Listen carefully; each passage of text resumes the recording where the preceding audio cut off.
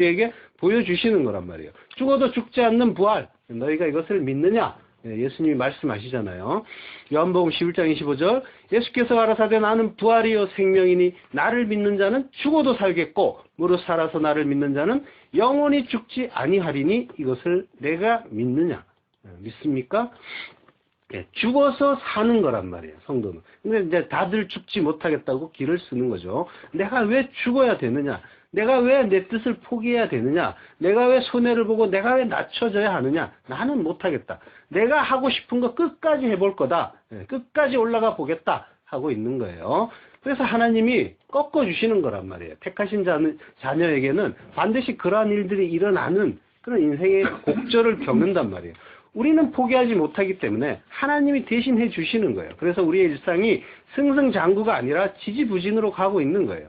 우리의 겉사람은 날로 후패해지지만 속사람은 그런데 날로 새로워지는 거란 말이에요. 부활하신 예수님은 그 후에 시몬에게 나타나시고 엠마오 가는 제자에게도 나타나시고 제자들에게도 나타나시고 그리고 마가의 다락방에도 2번이나 나타나셨단 말이에요. 그러면 3번째 나타나신 건 아니죠. 근데 사도 요한은 왜 3번째라고 했을까요? 요한이 착각했을까요? 그렇진 않겠죠. 요한은 굉장히 치밀한 사람이고 오늘 고기를 잡았는데 153마리더라. 이걸 요한이 셌단 말이에요. 그리고 요한복음이나 요한계시록을 보면 천재도 이런 천재가 없어요. 단어나 문장 구조가 대충 쓰여진 그런 부분이 없단 말이에요. 물론 하나님이 그렇게 사용하셨으니까 그렇게 된 거겠지만 자, 거기에 대해서는 뒤에서 조금 더 설명을 드릴게요.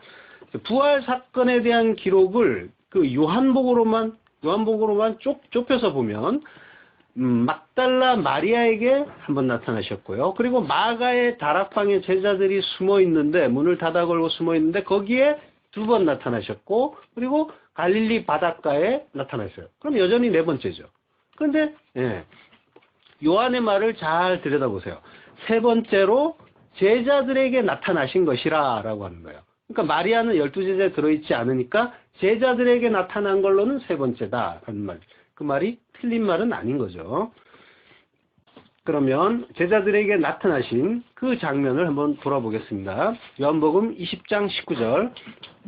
이날 곧 안식 후 첫날 저녁 때 제자들이 유대인들을 두려워하여 모인 곳에 문들을 닫았더니 예수께서 오사 가운데 서서 가라사대 너희에게 평강이 있을지어다. 이 말씀을 하시고 손과 옆구리를 보이시니 제자들이 주를 보고 기뻐하더라. 예수께서 또 가라사대 너희에게 평강이 있을지어다. 아버지께서 나를 보내신 것 같이 나도 너희를 보내노라. 이 말씀을 하시고 저희를 향하사 숨을 내쉬며 가라사대 성령을 받으라. 부활하신 예수님이 마가의 다락방에 첫 번째 나타나신 장면이에요. 제자들이 유대인들을 두려워하여 모인 곳에 문들을 닫았더니 라고 하죠. 지금 제자들이 포보스라고, 두렵다는 말은 포보스라고 해요. 두려움, 공포, 여기에 휩싸여가지고 문들을 클레요, 폐쇄했다는 거예요. 꽉 닫아 걸었다는 거예요. 그러고 떨고 있는 상태예요. 왜 이러고 있을까요? 예수님을 십자가에 달아 죽인 그 유대인들이 자기도 해코지 할까봐 물론 그렇게 하겠죠. 그런데 이들은 지금 예수님이 부활하신 것을 아는 상태일까요? 모르는 상태일까요? 이 상태는 이 상태는 아는 상태란 말이에요. 이상하죠? 예수님이 부활하신 걸 막달라 마리아로부터 전해 들었단 말이에요. 그리고 베드로와 요한이 그 빈 무덤을 달려가서 빈 무덤을 확인하잖아요. 그리고 돌아오잖아요. 그죠? 그리고 또 엠마오 가는 그 제자들, 엠마오 가던 제자들도 예수님을 만나고 돌아와서 제자들에게 또 전한단 말이에요. 제자들은 지금 예수님이 부활했다고 하는데 그런데도 불구하고 두려워 떨고 있단 말이에요. 왜 이럴까요? 누가복음 16장 27절 가로되 그러면 구하노니 아버지여 나사로를 내 아버지의 집에 보내소서. 내 형제 5이 있으니 저희에게 증가하게 하여 저희로 이 고통받는 곳에 오지 않게 하소서라고요. 어떤 장면인지 아시죠? 지옥에 간 부자가 그 아브라함에게 부탁을 하는 장면이에요. 그 거지 나사로를 내 아버지의 집에 보내서 그들이 여기에 지옥에 오지 않게 해달라고 부탁하는 거죠. 아브라함이 가로되 저희에게 모세와 선지자들이 있으니 그들에게 들을지니라. 모세와 선지자가 있다고 해요. 아브라함은 여기서 아브라함은 우리가 알고 있는 아브라함이기보다는 그 의미 라함, 그 열국의 아비, 만주의 주가 되시는 거죠. 온 백성의 하나님이 되는 거죠. 그런 의미가 있다고 보면 되고요. 그 하나님이 말씀하시기를 모세와 선지자들이 있다고 하는 거예요. 모세와 선지자라는 말은 모세오경과 선지서를 이야기하는 거고, 그걸 쓴 게 모세고 선지자니까, 그러니까 구약 전체를 말하는 거예요. 그러니까 모세와 선지자에게 들어라 하는 말은 다른 말로 하면 성경을 봐라. 성경 보고 못 믿으면 죽은 자가 살아와도 못 믿는다라고 말씀하는 거란 말이에요. 이 말을 들은 유대인들은 죽었다가 살아난 자를 믿었어요? 못 믿었죠. 나중에 예수님이 그 죽은 나사로를 살려냈단 말이에요. 그렇지만 유대인들은 죽은 자를 살려내신 예수님을 죽을 궁리를 더욱더 하고, 그리고 나사로까지도 죽이려고 했단 말이에요. 근데 자, 이번에는 예수님 자신이 죽었다가 살아나셨어요. 그러나 여전히 유대인들이 예수님을 믿지 못했어요. 그리고 예수님의 시신은 제자들이 도둑질한 거라는 걸 헛소문을 내고 진실을 감추려고 했단 말이에요. 그들과 마찬가지로 지금 제자들이 그 유대인들과 똑같은 상태라는 거예요. 못 믿는 상태라는 거예요. 유대인들과 똑같이 못 믿고 있더라라는 거예요. 그러니까 뭐예요? 예수 아무리 따라다녀도 하나님이 그걸 깨닫게 해주지 못하면 그는 결국 똑같은 자들이라는 거예요. 멸망당할 자들과 다를 바가 없다는 거예요. 다락방의 문을 꼭꼭 걸어 잠그고 두려워 떨고 있는 거예요. 이건 하나님의 은혜가 아니면 인간은 어떤 기적을 보아도, 그걸 겪어도 절대로 하나님 못 믿고 예수 못 믿는다 하는 그런 말인 거예요. 또 이 일은 무엇보다도 창세기를 다시 보여주는 거예요. 성경을 다시 설명해 주는 거예요. 아담과 하와가 선악과 먹고 어떻게 했어요? 하나님을 피해서 나무 뒤에 숨죠. 두려워서 꼭꼭 숨은 그 제자들에게 그 날에 하나님이 다시 나타나시는 거예요. 뭐 잘한 게 아무것도 없는데 그들에게 하나님이 무죄한 짐승을 죽여서, 예수를 죽여서, 자기를 죽여서 가죽옷을 입혀주시잖아요. 이게 구원이고 은혜란 말이에요. 잘한 것 없는 그 제자들, 나는 예수 몰라요 부정하고 뿔뿔이 달아났다가 그 다락방에 꼭꼭 숨어서 두려움에 떨고 있는 자들에게 예수 그리스도, 그 날에 하나님이 오시는 거란 말이에요. 날이 서늘한 날에라는 말이 그 날의 하나님이라고 했죠. 그 성령의 날에, 그 날의 성령이라는 말이에요. 그러니까 그 날의 하나님, 그들에게 찾아오시는 하나님, 예수 그리스도란 말이에요. 그분이 오셔서 말씀하시는 거예요. 너희에게 평강이 있을지어다. 평강, 에이레네. 하나님이 하시는 그 모든 일이 이 한마디에 들어있는 거예요. 하나님은 창세전에 택하신 자기 백성에게 바로 이 평강, 안식을 주기 위해서 이 역사를 운행하고 계신 거란 말이에요. 평강이라는 건 피조물인 인간이 창조주이신 하나님 안에 들어가서 하나가 되는 거고, 이걸 위해서 인간은 자기라는 존재의 한계와 불가능을 깨닫고 좋으신 아버지인 그 하나님의 의와 선하심을 믿으면서 자기를 부인하고 죽이고 그분 앞에 엎드리고 하나가 되는 방식으로 이루어지는 게 바로 에이레네, 평강이란 말이에요. 이게 평강이에요. 다른 게 평강이 아니라. 이게 바로 하나님이 자기 백성에게 주고 싶어하는 가장 좋은 선물이란 말이에요. 그리고 이 평강, 에이레네라는 말에는 전쟁이 끝난 상태라는 그런 의미가 또 들어있어요. 요한계시록 21장 4절.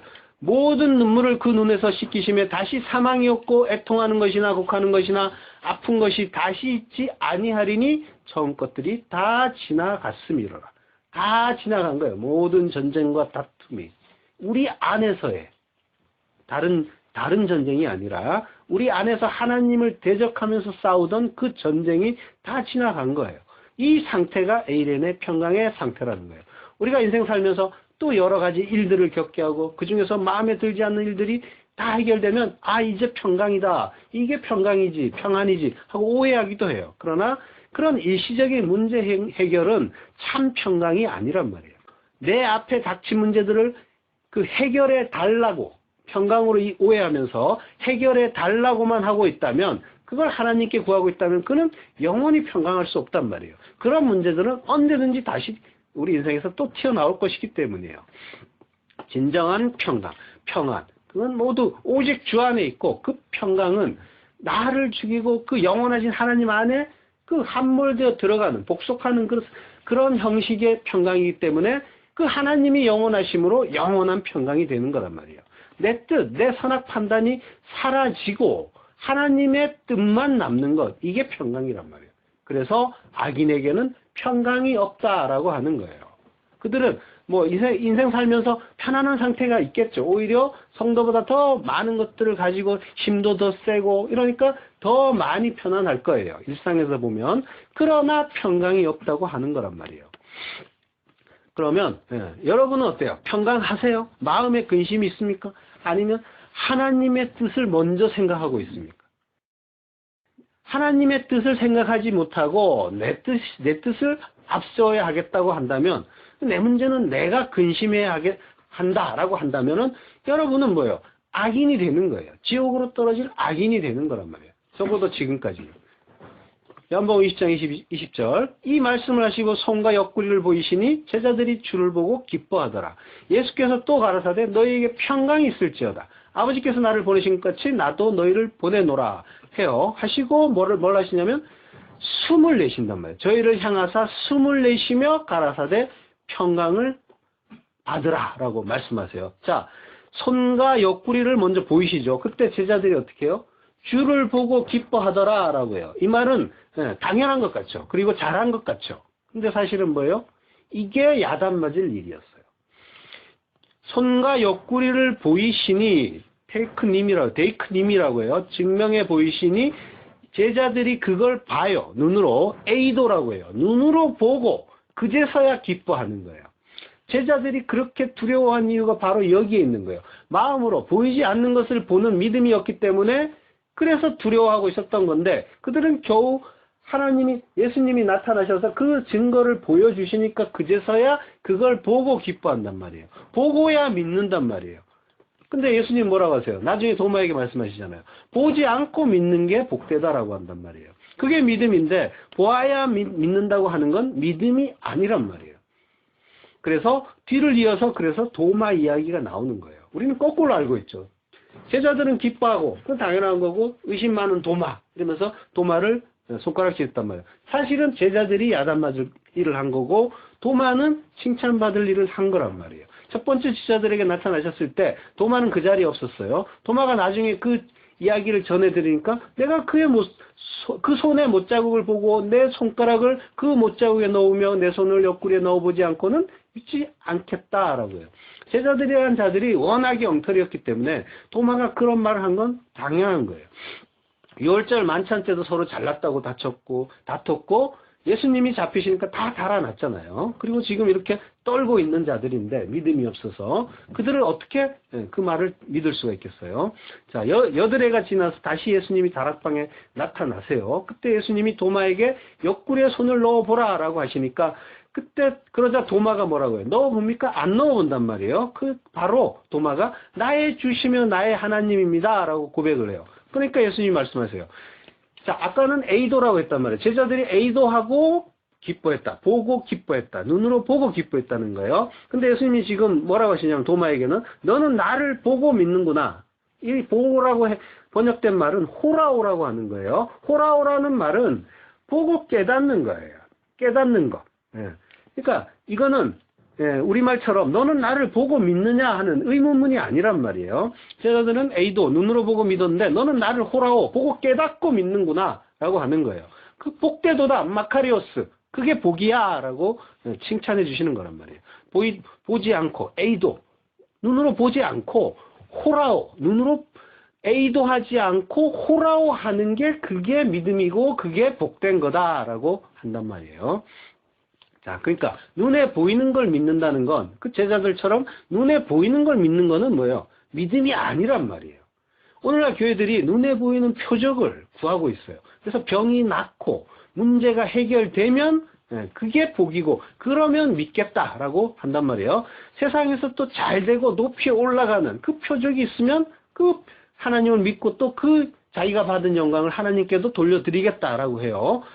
그게 잘 안 되면 또 뭐라고 하냐면 그는 저주받은 게 아닌가라는 그런 말까지 한단 말이에요. 한번 돌아보세요. 왜 병은 나아야 해요? 병이 나아야 됩니까? 나아야 좋아요?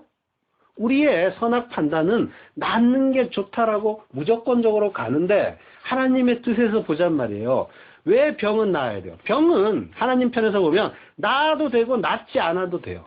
모든 것은 하나님의 뜻 가운데 있고 하나님이 우리의 주시는 일이고 그건 곧 말씀이란 말이에요. 그 말씀에 귀를 기울이고 하나님이 나에게 무슨 말씀을 하시는지 깨닫고 호라오하고 하나님의 뜻을 따르고 믿는 자가 되는 게 중요하지 병이 낫느냐 안 낫느냐는 중요하지가 않단 말이에요.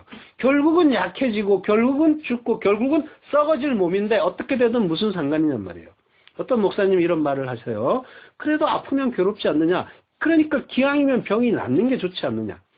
아프면 괴로워요. 그러나 그걸 허락하시는 하나님의 뜻이 뭔지를 아는 게 훨씬 더 중요하고 그걸 알면 그 고통은 감사로 바뀌는 거란 말이에요. 진짜 고통스러운 거는 아파도 고통을 못 느끼는 게 더 고통스러운 거예요.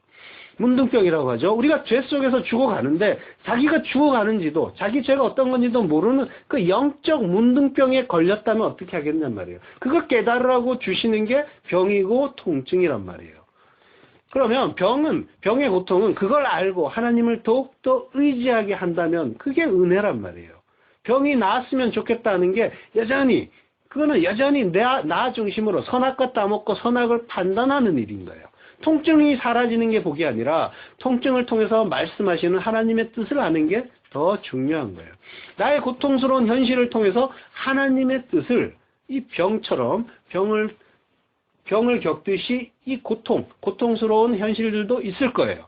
그 고통을 통해서도 하나님의 뜻을 깨달아 가는 거란 말이에요.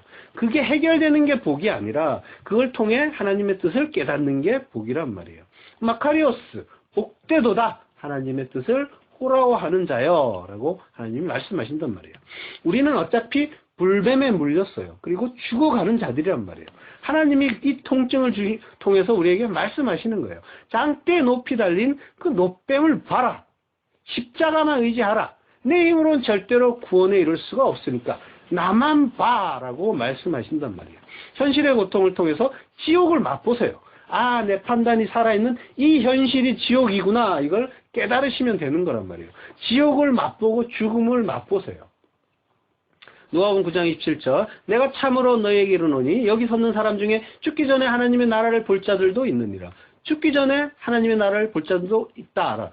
이 말은 뭐라고 했어요? 죽음을 맛보아야 하나님의 나라를 볼 수 있다라는 뜻이라고 했죠. 그 다나토스의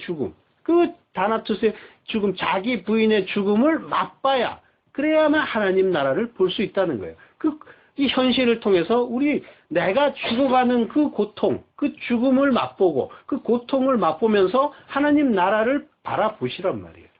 모든 걸 내려놓고 하나님 안에 예수 그리스도 안에 들어가야 그게 평강이고 안식이고 그걸 호라고하는 자, 그걸 깨닫는 자가 복된 자인 거예요. 기독교는 죽어서 사는 거지 내 문제 해결되고 이 땅에서 잘 되는 것 이게 기독교 아니란 말이에요. 이 세상의 복은 마귀가 더 잘 줘요. 그래서 그걸 바라는 유대인들에게 내 아비는 마귀다 하시는 거예요. 신의 산 밑에서 금송아지 만들고 이게 우리 하나님이다 하잖아요. 계속 그러고 있단 말이에요. 인간은 창세 이래 두 갈래의 길을 가고 있는 거예요. 하나님을 예배하는 자가 있고 그리고 자기를 예배하는 자가 있어요. 이 두 길로 가는 거예요. 이 극명한 대조가 가인과 아벨의 그 이야기란 말이에요. 기독교인과 불신자로 갈라지는 게 아니에요. 가인도 하나님께 예배를 드린단 말이에요. 그러나 자기를 위한 예배를 드렸단 말이에요. 이건 종교란 말이에요. 모든 인간들이 자기를 신으로 높이고 자기를 위한 예배를 드리고 있고 그 가운데 오직 하나님의 영이 임한 자, 창세전의 택함을 받은 자만 그 예배에서 빠져나와서 자기를 버리고 자기를 죽이고 하나님만 예배하는 자리로 가는 거예요. 하나님이 그렇게 끌고 가시는 거란 말이에요. 내 문제 해결해 주세요. 병 고쳐주세요. 하는 게 바로 자기를 위한 예배인 거예요. 오직 하나님의 은혜가 임한 자만 그 엉터리 예배에서 빠져나오는 거예요. 어떻게 빠져나와요? 누가복음 24장 32절 저희가 서로 말하되 길에서 우리에게 말씀하시고 우리에게 성경을 풀어주실 때 우리 속에서 마음이 뜨겁지 아니하더냐 하고 엠마오 가던 그 제자들에게 예수님이 나타났을 때 이 제자들이 깨닫고 한 말이죠. 부활하신 예수님을 그 제자들이 봤단 말이에요. 근데 만났는데 뭐에 의해서 그들의 마음이 뜨거워졌대요? 말씀이란 말이에요. 우리에게 말씀하셨다. 주님이 우리에게 말씀하시고 성경을 풀어주시니까 우리 속에서 풀어주셨는데 그 풀어주시는 건 또 뭐라고 하냐면 디아노이고라고 해요. 열어준다는 거예요. 성경을 열어주니까 우리 마음이 뜨거워지지 않더냐라고 하는 거예요. 가려졌던 성경을 열어주시니까. 그게 뭔지 모르고 봤는데 그 뜻이 전부 예수 그리스도 그 십자가로 다 결론이 나잖아요. 그게 내 이야기하고 가르쳐 주신단 말이에요. 그러니까 그 마음이 뜨거워지지 않더냐라고 하는 거예요. 뜨겁다라는 말은 카이오라고 해요. 이거는 불을 켜단 말이에요. 등불을 켠다 할 때 쓰는 말이에요. 불이 켜진 거예요. 본다고 하지만 소경이었던 자들이 그 그리스도의 말씀이 그 빛이 들어가니까 그 마음의 등불이 켜지고 밝아지는 거란 말이에요. 모든 것을 밝히 볼 수 있는 자가 되는 거란 말이에요. 자, 엠마오 가던 그 제자들이 다시 그래서 예루살렘으로 돌아가서 부활하신 예수님을 만난 이야기를 한단 말이에요. 그때 제자들은 어떻게 했다고 했어요? 믿지 않다고 했어요. 믿지 않더라. 예. 마가복음 16장 13절. 두 사람이 가서 남은 제자들에게 고하였으되 역시 믿지 아니하니라. 믿지 않았단 말이에요. 막달라 마리아가 전에도 역시 믿지 않았죠. 마가복음 16장 11절. 그들은 예수의 살으셨다는 것과 마리아에게 보이셨다는 것을 듣고도 믿지 아니하니라. 앞에 그 보고 믿었다, 기뻐하더라 하는 그 제자들의 모습이란 말이에요. 믿지 못하는 자들이었단 말이에요. 그래서 예수님이 제자들에게 나타나셔서 야단까지 치시는 그런 장면도 나와요. 마가복음 16장 14절. 그 후에 11제자가 음식 먹을 때 예수께서 저희에게 나타나사 저희의 믿음 없는 것과 마음이 완악한 것을 꾸짖으시니 이는 자기의 살아난 것을 본 자들의 말을 믿지 아니함일러라. 예, 이렇게 믿지 못하는 자들인데 근데 예수님이 나타나셨고 그들에게 나타나셔서 뭘 잘한 거 하나도 없는데 죄인 중에 죄인 노릇하고 있고 죄인 중에 괴수인데 그것밖에 한 게 없는데 죄만 생산해내고 있었는데 그들에게 나타나셔서 평강이 있으라라고 말씀하신단 말이에요. 왜 성경에 이런 그 제자들의 불가능한 모습들이 기록되고 있을까요? 이게 우리 모습이라는 걸 가르쳐 주시는 거란 말이에요. 너희가 가인이고 너희가 금송아지 만든 자들이고 너희는 어떻게 해도 예수 못 믿는 자고 예수 때려 죽인 유대인들과 다를 바 없는 자들이고 우리가 날마다 좋고 나쁨을 판단하잖아요. 그게 선악과 먹는 일이고 선악과 먹으면 어떻게 됐어요? 하나님이 오셔가지고 무지한 짐승의 그 가죽을 벗겨서 옷을 내 입히잖아요. 예수가 죽는 거예요. 선악과 먹는 일이. 그 일을 우리는 날마다 하고 있고 그래서 예수 날마다 죽이고 있단 말이에요. 그렇지만 그럼에도 불구하고 하나님은 창세전에 아들과 하신 그 약속에 의해서 너희들을 끝까지 지키고 끝까지 구원하신다 하는 겁니다. 그걸 가르쳐 주시기 위해서 이 불가능한 인간들의 모습을 끝까지 보여주시는 거란 말이에요. 적나라하게. 약속에 의해서 우리가 사는 것뿐이지 우리가 뭘 잘해서 산다는 그런 생각을 버려야 하는 거예요. 약속을 지켜가시는 그 하나님의 의 그것에 의해서 사는 거란 말이에요. 우리가 잘나서 우리가 교회 다녀서 절대로 그것 때문에 사는 게 아니란 말이에요. 요한복음 20장 22절 이 말씀을 하시고 저희를 향하사 숨을 내쉬며 가라사대 성령을 받으라. 예, 부활하신 예수님 그리스도 예수께서 숨을 내쉬세요. 그리고 성령을 받으라고 하세요. 그러니까 뭐예요? 예수님이 내쉬는 숨이 뭐라고 하는 거예요? 성령이라는 거예요. 지금 또 역시 창세기를 다시 보여주는 그런 일인 거예요. 창세기 1장 1절 태초에 하나님이 천지를 창조하시니라. 땅이 혼돈하고 공허하며 흑암이 깊음 위에 있고 하나님의 신은 수면 위에 운행하시니라. 이 그림을 다시 보여주는 거란 말이에요. 땅은 혼돈하고 공허해요. 땅은 우리를 말한단 말이에요. 우리가 약속의 땅이잖아요. 땅이 혼돈하고 공허하대요. 형태도 없고 내용도 없대요. 아무것도 아니래요. 그냥 죽은 흙이란 말이에요. 죽은 흙. 하나님이 영을 부어주지 않으면 그냥 죽은 흙일 뿐인 우리를 다시 한번 상기시켜 주신단 말이에요. 그 아무것도 아닌 우리를 하나님의 신, 성령이 덮으시잖아요. 덮으시니까 창조가 일어나잖아요. 창세기 2장 7절 여호와 하나님이 흙으로 사람을 지으시고 생기를 그 코에 불어넣으시니 사람이 생명이 된지라. 하나님이 흙으로 사람을 지으시죠. 그러니까 땅과 같은 재료로 지은 거니까 우리가 땅이라는 얘기예요. 그리고 그 코에 생기를 불어넣으시니까 사람이 생명이 되더라. 사람이 있는데 사람이 살아서 움직이는데 그걸 사람이라고 하는데 그는 사는 게 아니라고 하는 거예요. 살아있는 네페시 하이가 아니더라. 코에 생기를 불어넣으니까 그제서야 생명이 되더라. 네페시 하이가 되더라. 산자가 되더라는 거예요. 산자가 되는 거는 오직 하나님이 생기를 불어 넣어줄 때만. 짐승들이 돌아치고 있어요. 살아 움직이는데 그들은 생명이 아니란 말이에요. 사람들도 역시 마찬가지예요. 다 짐승이란 말이에요. 이성 없는 짐승. 그런데 거기에 하나님의 영이 부어져야만 그가 산자가 된단 말이에요. 생명이. 예레미야의 그 4장 20절 우리의 콧김 곧 여호와의 기름 부으신 자가 저희 함정에 빠졌으며. 예, 우리의 콧김, 생기, 성령 이게 뭐래요? 곧 여호와의 기름 부으신 자라고 하는 거예요. 기름 부으신 자가 뭐예요? 메시아. 그 헬라어로 가면 그리스도란 말이에요. 그리스도가 성령이다라고 하는 거예요.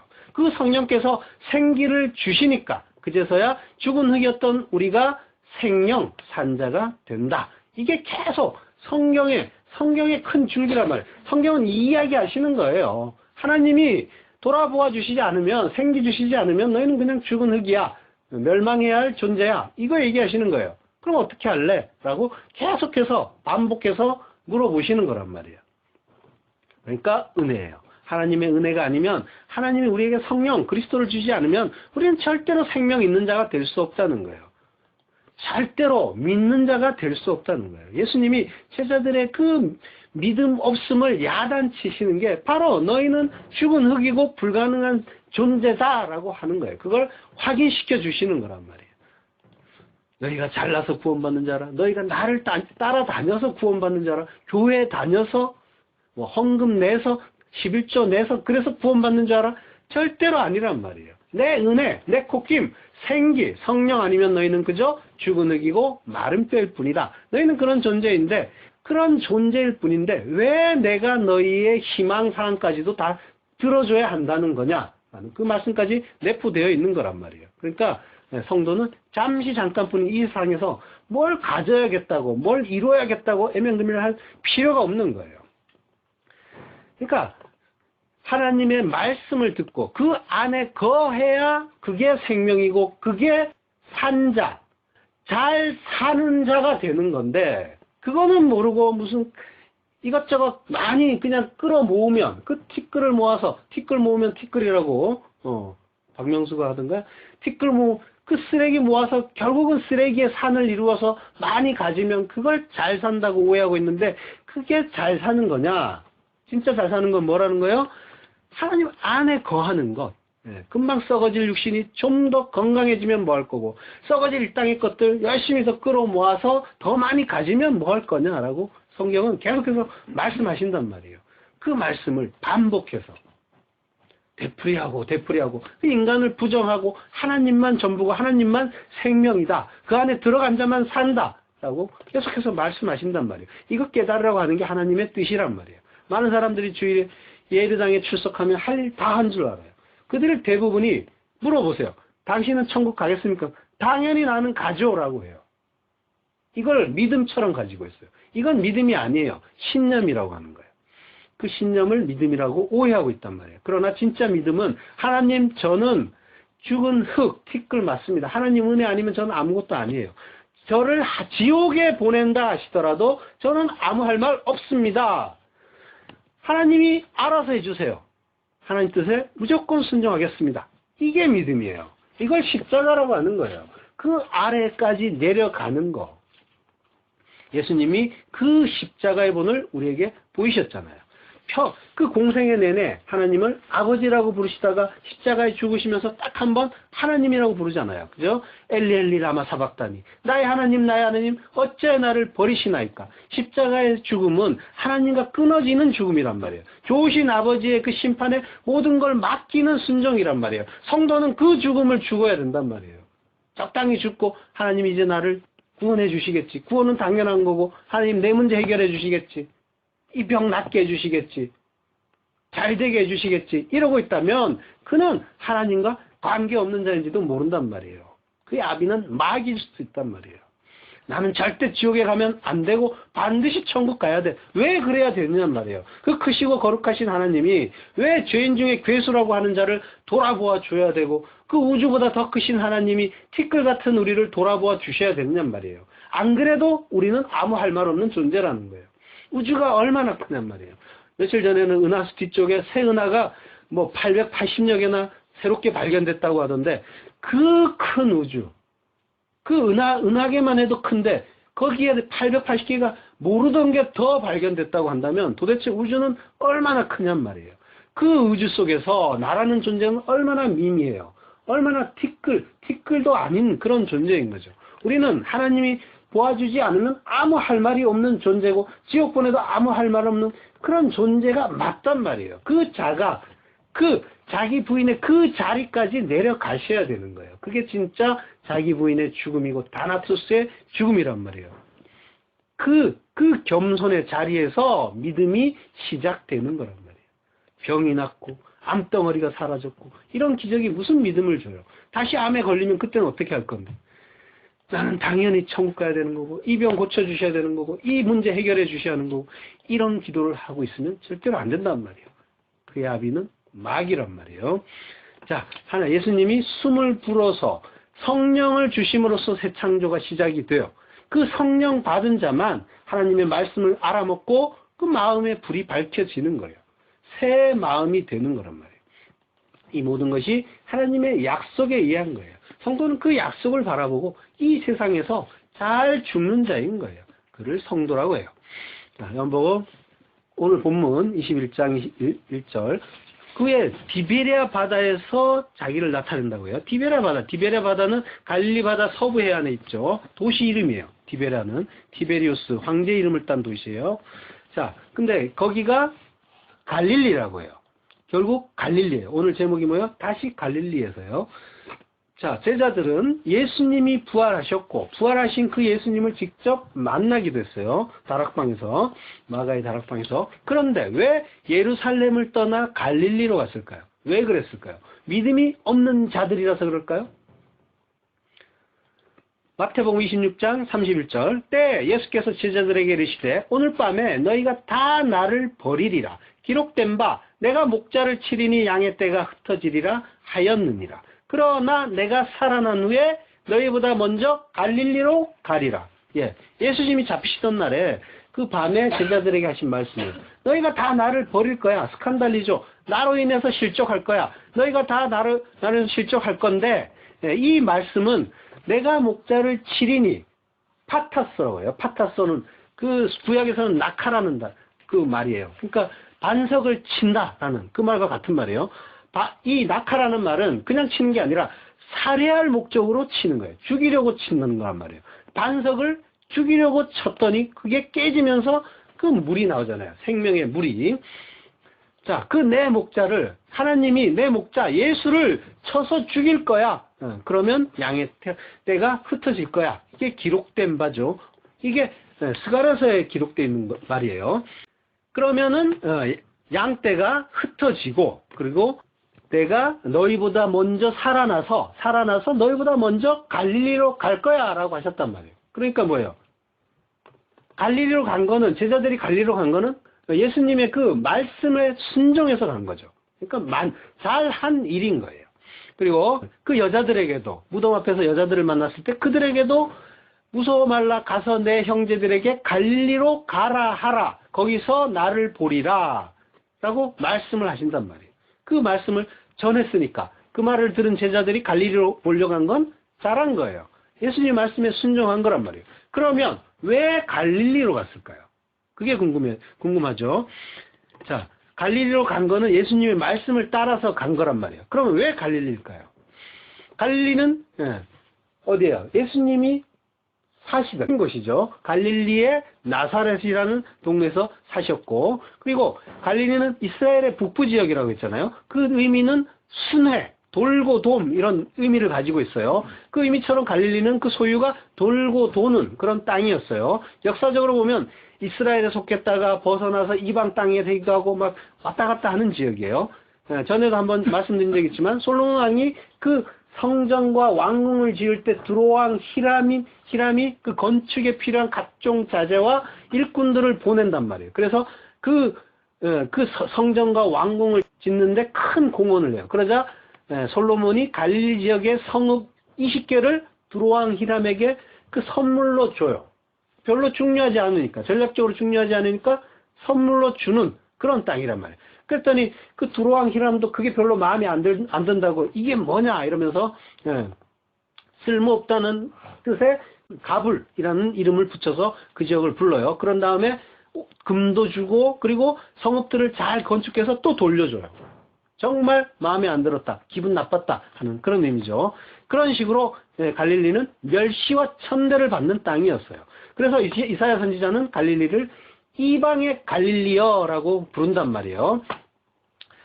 자, 그러니까 갈릴리는 또 그 이후에도 아수르와 아람의 지배를 받기도 하고 또 예수님이 오시기 직전에 그 한 100년 전에 이스라엘 그 하스모니아 왕조가 갈릴리를 정복을 해요. 그래서 그곳을 유대인들을 이주시키기도 하고 또 그 지역 사람들을 유대교로 개종시키기도 하고 이러면서 갈릴리가 성경의 속에 들어올 수 있도록 사전에 작업이 이루어져 있다는 거예요.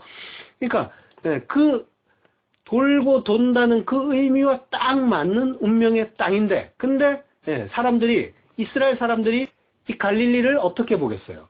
이방의 갈릴리라고 했으니까 이방인처럼 보는 거예요. 그래서 갈릴리 지역을 우습게 본단 말이에요. 나다나엘이라는 제자가 뭐라고 해요? 나사렛에서 무슨 선한 게 날 수 있느냐라고 하잖아요. 요한복음 7장 41절 혹이 그리스도라 하며 어떤 이들은 그리스도가 어찌 갈릴리에서 나오겠느냐라고요. 7장 52절에 보면 너도 갈릴리에서 왔느냐 상고하여 보라 갈릴리에서는 선지자가 나지 못하느니라 이렇게 말한단 말이에요. 사람들이 이렇게 갈릴리 나사렛 이것을 우습게 보는 건 이런 역사적인 배경 때문이란 말이에요.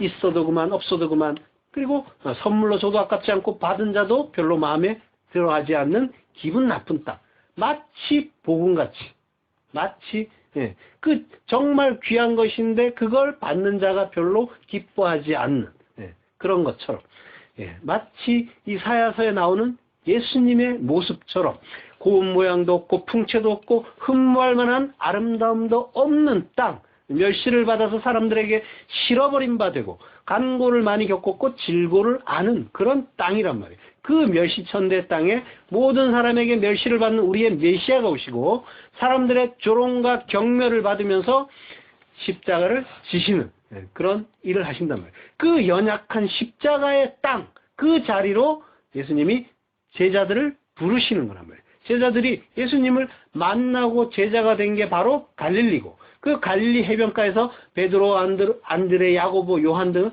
이런 제자들을 차례로 만나죠. 그리고 그들은 어부였단 말이에요. 그들을 사람 낚는 어부로 만들어 주겠다라고 하시죠.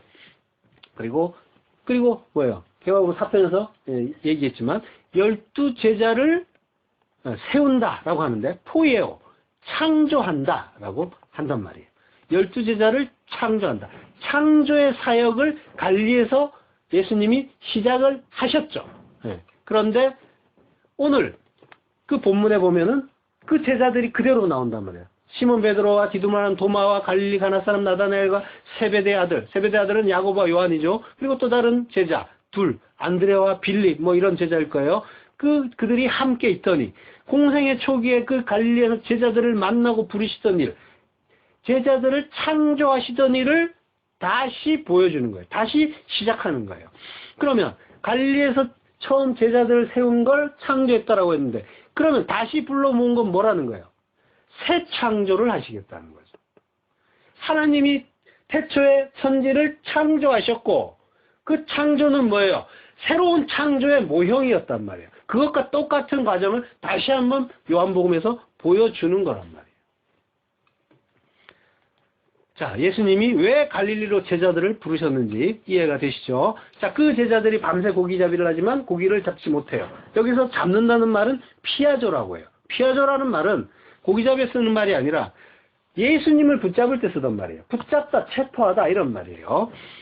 자, 예수님이 또 나중에 너희가 잡은 고기를 가져와 할 때도 그 잡은 고기, 그 피아조란 말을 쓰세요. 자, 그러니까 너희를 사람 낚는 업으로 만들겠다 하셨죠. 그 고기잡이는 뭐예요? 바로 고기를 잡는 그 단순한 행위가 아니라 사람을 낚는 일, 그 붙잡는 일이라는 걸 상기시켜주는 그런 말인 거예요.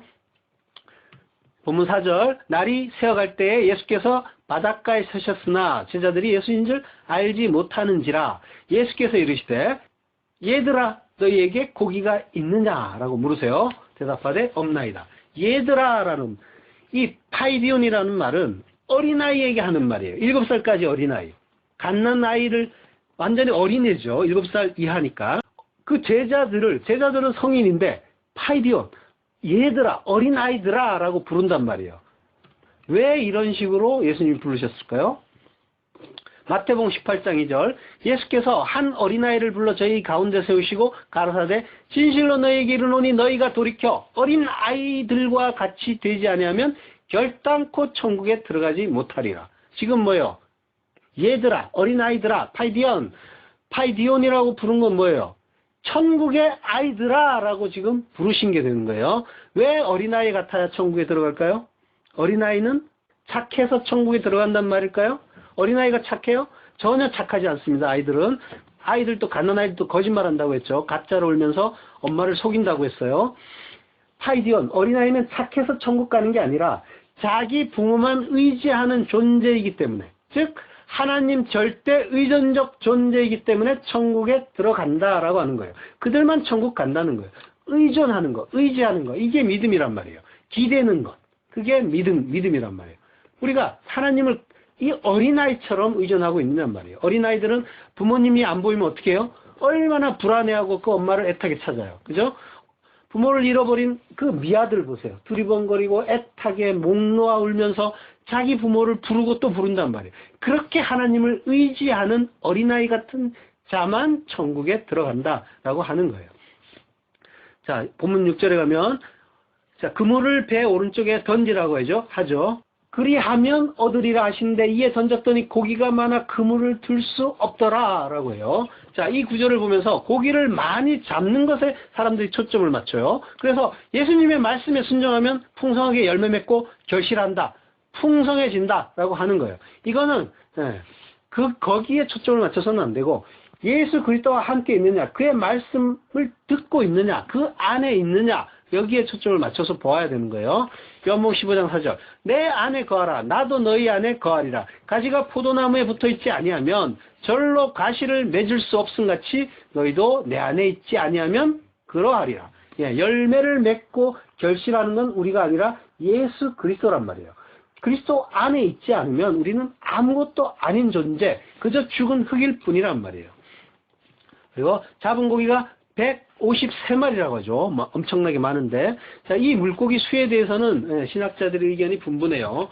100은 모든 인간을 뜻하고, 50은 이스라엘 남은 자를 뜻하고, 3은 성부, 성자, 성령, 삼위를 가리킨다라는 그런 해석하는 사람도 있고, 또 제롬이라는 교부는 에스겔서 그 47장을 주석하면서 당시에 그리스의 동물학자들이 발견한 물고기 종류가 153종이다라는 그런 설명도 해요. 그러니까 세계 만민을 상징하는 그런 숫자다 이렇게 볼 수도 있겠죠. 그렇지만은 이거는 그 제롬이라는 교부가 이 요한복음의 물고기 수를 의식한 그런 그 주석이었어요. 원래는 이 그리스의 동물학자가 발견한 그 물고기 종류는 157종인데 이걸 의식해갖고 153종이다라는 그 주석을 그 에스겔서에다가 했던 그런 일이었어요. 어쨌든 간에 의견은 분분한데 정확한 건 없어요, 아직. 자, 어쨌든 간에 많이 잡았어요. 예전에 이런 일이 또 있었죠. 고기를 많이 잡은 일이 있었어요. 예수님의 말씀을 듣고 요한복음 5장 4절 말씀을 마치시고 이 시몬에게 이르시되 깊은 데로 가서 그물을 내려 고기를 잡으라. 시몬이 대답하여 가로되 선생이여 우리들이 밤이 맞도록 수고를 하였으되 얻은 것이 없지만은 말씀에 의지하여 내가 그물을 내리다 하고 그리한즉 고기를 애운 것이 심이 많아 그물이 찢어지는지라 라고 하는데 고기를 많이 잡는 그 일이 있었단 말이에요. 근데 여기서 그물이 찢어진다는 말은 사실은 미완료 시제예요. 그래서 찢어지려 하는지라 이렇게 보는 게 맞아요. 자, 그때 이렇게 고기를 많이 잡았을 때 베드로가 어떻게 해요? 요한복음 5장 8절 시몬 베드로가 이를 보고 예수의 무릎 아래 엎드려 가로되 주여 나를 떠나소서 나는 죄인으로소이다. 주여 퀴리오스. 베드로가 예수님이 하나님이라는 걸 알아본 거예요. 나를 떠나소서라고 한단 말이에요. 그 일을 다시 보여주시고 상기시켜 주시는 거란 말이에요. 그러니까 뭐예요? 내가 하나님이다 라는 거예요. 그 일을, 내가 그 예수님이다라는 걸 보여주시는 거예요. 그리고 그 하나님이다. 자, 그러자 그걸 보자. 어떻게 합니까? 7절에 예수의 사랑하는 그 제자가 베드로에게 주시라 하니 시몬 베드로가 벗고 있다가 주라 하는 말을 듣고 겉옷을 두른 후에 바다로 뛰어내리더라. 자, 엄청나게 성질 급한 그런 그 베드로의 모습을 볼 수가 있죠. 그리고 보통 보면은 수영을 할 때는 바다에 뛰어들어 수영을 할 때는 입고 있던 옷도 벗는 판인데 이 사람은 지금 뭐예요? 벗고 있던 옷을 입고 그리고 바다에 뛰어드는 그런 모습을 보여요. 자, 예수의 사랑하시는 그 제자는 사도 요한이에요. 계속해서 이 요한복음의 저자인 이 요한은 자기 이름을 드러내지 않고 사랑하시는 제자라고 계속해서 설명하고 있어요. 자기를 그렇게 호칭하고 있어요. 자, 아까 사도 요한이 굉장히 천재라고 했죠. 요한복음 전체는 큰 순환 구조를 가지고 있어요. 그리고 창세기와 얽혀서 가고 있고요. 그걸 지금 다 설명드리긴 어렵고, 오늘 문장, 그 본문의 문장 구조만 보면은 우리가 그동안 샌드위치 구조라고 이제 했었죠. 카이즌 구조. 그런 구조를 또 볼 수가 있어요. 그 1절에 보면 예수님이 제자들에게 나타나시죠. 그리고 맨 끝에 보면은 14절에 보면 예수님이 제자들에게 세 번째 나타나셨다. 똑같은 구조죠. 그러니까 A고 A 다시 이렇게 볼 수가 있는 거예요. 그 다음에 2절에서 6절까지 제자들이 고기잡이를 하고 잡고 하는 그런 이야기가 나오죠. 8절에서 13절까지 보면 또 그 고기 잡는 이야기가 그대로 나와요. 여기가 또 역시 B-로 볼 수 있는 그런 구절이에요. 그러면 가운데 뭐가 남아요? 7절이 남죠. 베드로가 겉옷을 입고 바다에 뛰어드는 이게 7절이에요. 자, 이게 샌드위치 구조면 뭐라고 하는 거냐면 그 속에 담긴 그 안에 들어있는 그 구절이 가장 중요한 구절이라는 거예요. 이걸 문장으로 보여주는 거예요. 따로 설명을 안 하고 이렇게 그 똑같은 비슷한 구절을 양쪽으로 이렇게 넣으면서 빵으로 넣으면서 그 속에 가장 중요한 알맹이를 중간에 탁 집어넣는 거예요. 얼마나 천재적이에요. 그러면 요한이 가장 중요한 구절이라고 한 그 구절이 지금 베드로가 옷을 벗고 있다가 입고 뛰어드는 장면이란 말이에요. 그러니까 단순히 그냥 성미가 급해서 마구 주워 입고 뛰어든 그 일이 아니란 말이에요. 뭔가를 설명하는 거예요. 뭐예요? 겉옷은 뭐라고 했어요? 겉옷은 진리를 말한다고 했죠. 속옷을 달라고 하면 겉옷까지 벗어주라.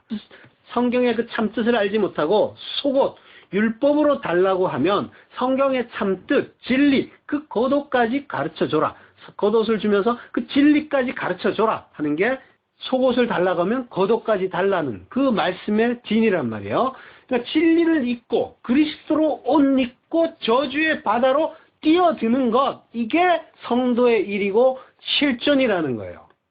이걸 요한복음의 저자 요한이 지금 우리에게 이 구조를 통해서 가르쳐주는, 강조하는 그런 말이란 말이에요. 그냥 후루룩 지나갈 일이 아닌 거예요.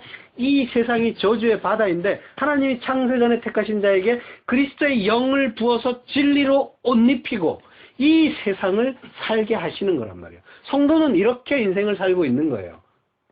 그 진리의 겉옷을 입고 저주의 바다를 호우적거리는데 방향은 예수 그리스도란 말이에요. 예수 그리스도가 그를 보고 있고 보아주시고 그리고 지켜주시는 거란 말이에요. 목자를 치시리니 양떼가 흩어지리라고 하죠. 목자를 치면 양떼가 흩어진다는 그 스가랴의 말씀에 보면은 내 짝된 자, 목자를 치면 양이 흩어지는데 그 작은 자들 위에는 내가 내 손을 들이우리라 라고 하나님이 말씀하신단 말이에요. 내가 내 손을 들이우리라 라는 말은 내가 내 손으로 그들을 보호할 거야 라는 그런 의미란 말이에요. 그러니까 우리가 이 저주의 바다라고 하는 이 세상을 사는데 그 진리의 겉옷을 입었단 말이에요. 입었기 때문에 더욱더 이 세상을 사는 게 더 힘들단 말이에요. 헤엄치기가 더 어려워요. 근데 우리는 방향을 잊지 않고 예수 그리스도를 향해서 헤엄쳐 가고 하나님은 우리를 그 위에서 보호하고 계시단 말이에요. 그 손으로. 그 형국을, 그 그림을 기억하시란 말이에요. 자, 물고기 153마리 잡은 것. 세상 만민을 전도하는 것이 우리의 일이다라고 해석을 하는데 그게 아니라 우리가 이 세상 만민, 하나님이 택하신 자를 전도하고 구원하시는 건 하나님이 알아서 하신단 말이에요. 우리가 할 일을 하고 있으면 그 과정에서 하나님이 전도도 하시고 우리를 통해서 물론 하셔요. 그래서 우리가 하게 될 거예요. 근데 그 모든 것은 하나님이 주도적으로, 주체적으로 모든 것을 하나님이 알아서 하시는 거지 우리가 주도적으로 하고 하나님이 도와주세요 이런 식으로 가는 게 아니란 말이에요. 모든 일은 하나님이, 그리스도가 하시는 일이란 말이에요. 그래서 우리는 그 세상 모든 만민을 전도하는 게 우리의 일이 아니라 진리를 깨닫고 이 저주의 바다를 잘 죽어라 하는 게 하나님의 뜻이란 말이에요. 거기에서 죄의 증상들을 경험하고 죽음을 죽어보고 눈물과 고통과 애통을 체험해보고 하나님이 어떤 분인지 그리고 내가 어떤 존재인지 바르게 깨닫고 하나님 나라로 돌아오라 하는 게 하나님 뜻이란 말이에요. 그래야 다시 사망이 없고 애통하는 것이나 곡하는 것이나 아픈 것이 다시는 있지 않은 하나님 나라가 얼마나 감사한 것인지를 바르게 알게 되니까. 그래야 그 나라가 참으로 기쁜 나라가 되니까. 그래서 우리가 이 저주의 바다를 살고 있는 거란 말이에요. 그러니까 이 성도가 이 저주의 바다를 살면서 흘리는 그 눈물은 하나님이 친히 닦아줄 거니까 너무 슬퍼하지 말란 말입니다. 21장 9절 육지에 올라보니 숯불이 있는데 그 위에 생선이 놓였고 떡도 있더라. 예, 생선과 떡이 있어요. 오병이어를 다시 보여주는 거예요. 그 하늘에서 내려오는 그 만나, 그 오병이어로 풍성히 먹이시던 그 재료들로 예수님이 다시 먹여주시는 거예요. 잡은 생선을 가져오라 하니까 시몬 베드로가 올라가서 끌어올려요. 예, 끌어올린다는 말 헬키오라고요. 강제로 끌어당기다라는 말이에요.